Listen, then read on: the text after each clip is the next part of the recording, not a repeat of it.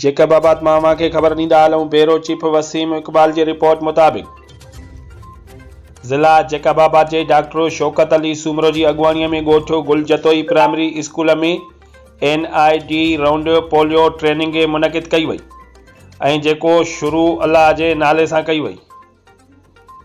उन में सभु मेंबरनि खे IPC सम्झाई वई ऐं हिकु रोल प्ले कयो वियो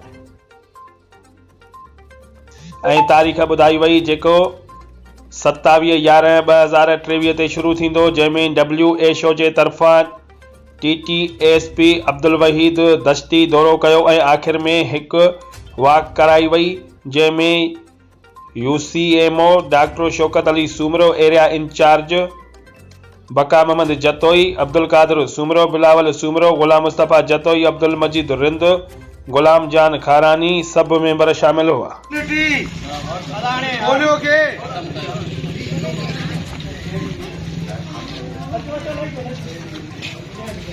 खत्म